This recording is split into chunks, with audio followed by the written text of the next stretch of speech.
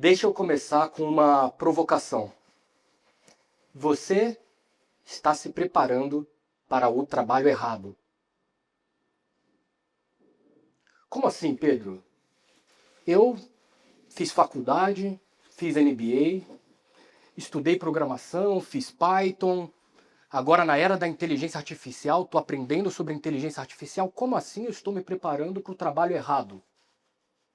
Em 11 minutos, eu vou contar para vocês que tem um pequeno probleminha nisso aí. E eu vou começar com os dados. Se a gente olhar, o Fórum Econômico Mundial, ele solta, não sei se todo mundo sabe disso, mas ele solta as habilidades do futuro. Quais são as principais habilidades esperadas para 2030?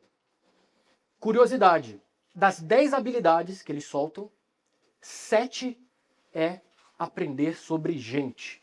Ou que a gente fala que é soft skill, habilidades interpessoais.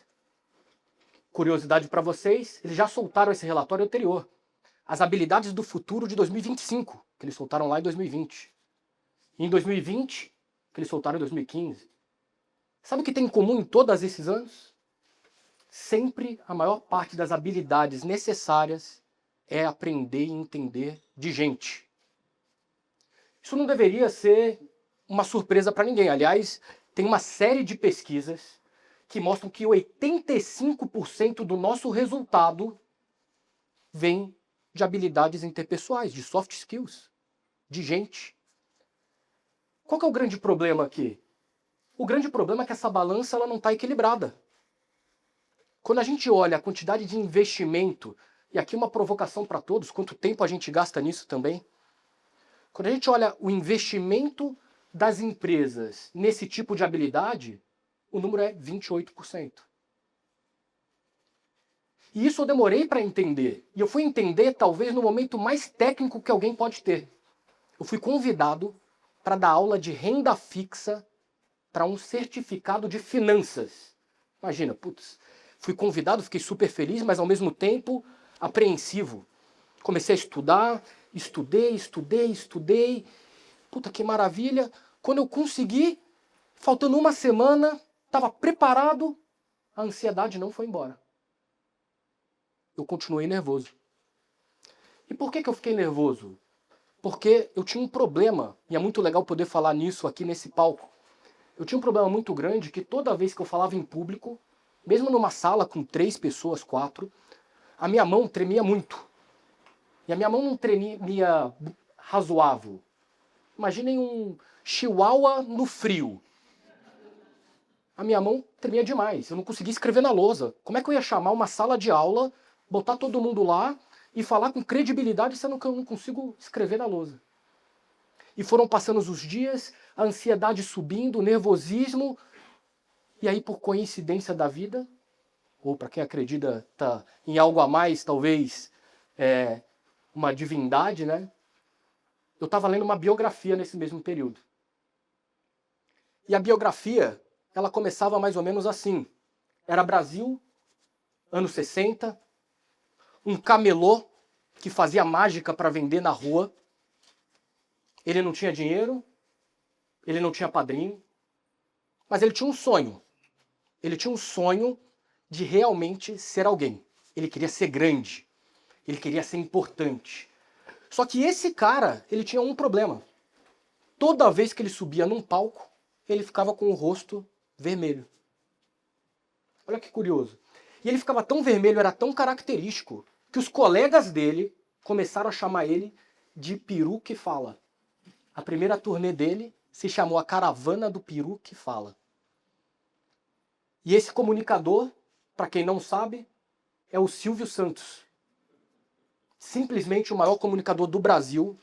Ele começou sendo chamado de Caravana do Peru que Fala.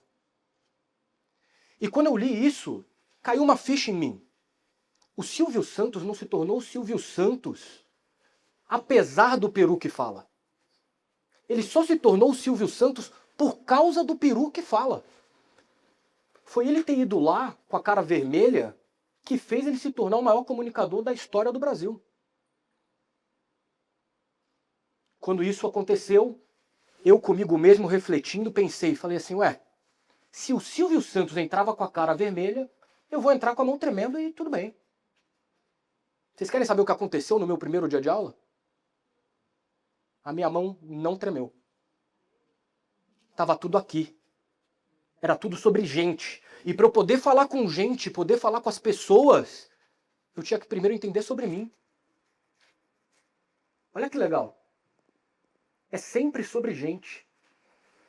E isso eu tinha aprendido alguns anos atrás, talvez num dos conselhos mais importantes que alguém pode receber, que é um conselho de pai para filho.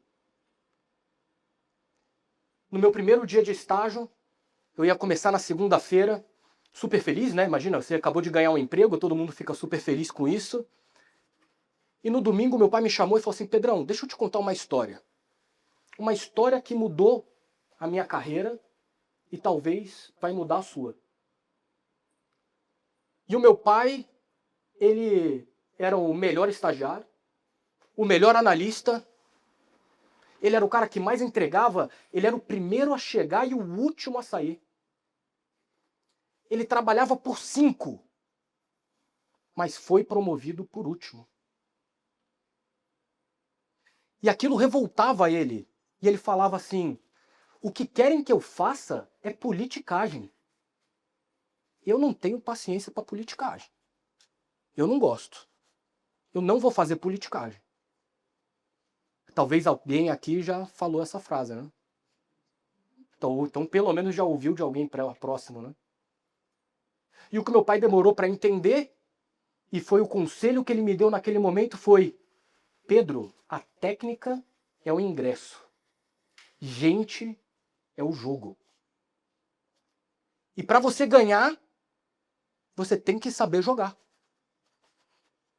E jogar não é de uma forma depreciativa, falar, jogar com as pessoas, mas saber que é sobre gente. Tá todo mundo preocupado com a tecnologia, é sobre gente. Afinal, nós somos seres sociais. Nós somos seres humanos. E ninguém joga sozinho. Ninguém joga sozinho. A gente está sempre com alguém. A gente tem um time. E olha que curioso, tem gente que fala, quando eu falo que a gente está sempre em conjunto, tem gente que fala, não, Pedrão, eu gosto de trabalhar no meu computador. Trabalho aqui, sou programador. Vou te contar um segredo, você está vendendo alguma coisa para alguém, nem que seja suas horas. Nós somos seres humanos, nós somos sociais. Então isso é muito importante da gente ter na cabeça. E o que é curioso é que essa parte de se tornar social, ela muda bastante na nossa cabeça. E falar isso parece simples, mas a gente vai sofrendo essa pressão, essa autossabotagem que a gente tem de não querer fazer a parte de politicagem. Eu mesmo passo por isso. O tempo inteiro acontece comigo autossabotagem. Pedro, mas só dá mais uma lidinha no slide antes de ir apresentar. Antes de lançar esse projeto, dá só mais um curso, faz só mais um curso, e aí você vai estar pronto. E eu vou contar para vocês, a gente nunca está pronto. Nunca está 100%. E de vez em quando a gente precisa ir, mesmo sem 100%. E Pedro, você vai chegar lá e vai ter pressão. E essa pressão, ela é um privilégio. Gente, só tem pressão quem tem algo a perder. Se você tem pressão no seu trabalho, tá difícil, parabéns. Significa que você já está jogando.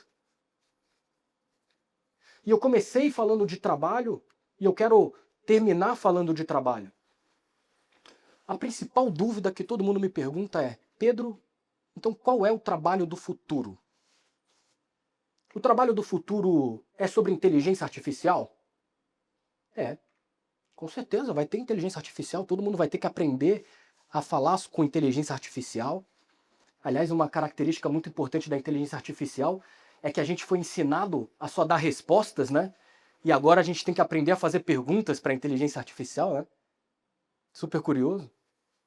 Mas tem uma coisa que há 2000 anos atrás era importante, que na história do Silvio Santos foi importante, Na minha história foi importante, na do meu pai foi importante, e na de todos vocês é importante.